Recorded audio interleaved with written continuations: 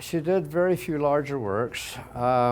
There's 3 paintings in the John Risley collection which he's loaned to the Art Gallery of Nova Scotia. One of those is about 2 feet by 3 feet, which is the largest known painting. She did a set of shutters, but these were done late 40s, early 50s. She was paid 70 cents each for them, and they're a foot wide by about 5 feet high. And they were painted for an American who owned a summer vacation home in the Digby area. So those are the only known larger paintings. Most of them are this size. Often they're kind of oddball. They might vary by ½ an inch, because often Everett cut them with a handsaw. And you can usually tell the ones that Everett cut because they're not always perfectly straight, and the corners are always a little bit round, you know. And, but by the 60s, she had a number of people supplied masonite panels to her. And there was a gentleman in Digby who was actually the local sheriff, and he also had a woodworking shop. And he would supply her with 1/8 masonite, and it would be standard 12 by 16 size. So you can usually tell those paintings came after around 1960, 61, 62. And then another gentleman who was an artist, John Kinner, he started sending her paintings. In fact, it was this recent story on the, as we know, as the grilled cheese painting, or the illustrated with the grilled cheese sandwich.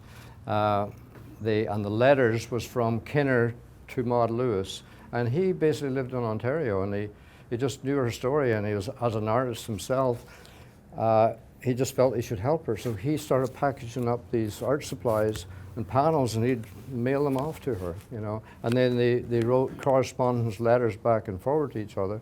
And the letters that they sold in that auction for $70,000 were the letters between Kinner and Maud. Back in the 50s, in these paintings here, Maud mostly painted what she wanted to paint. By the 60s came along, and success and commercialism and so on, a lot of her paintings then became by request. So hence so many black cats. People love black cats, so, and she would paint black cats.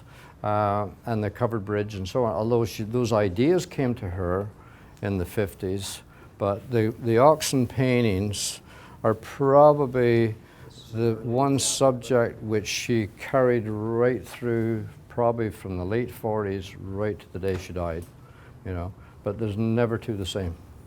They're always different, you know. Yeah. So dating them is us kind of circa dating them, you know. That's, you know, and you get sometimes you have like a clear indication from families that have them, that know. I vacationed in in Nova Scotia in 1964, and we went down and bought them.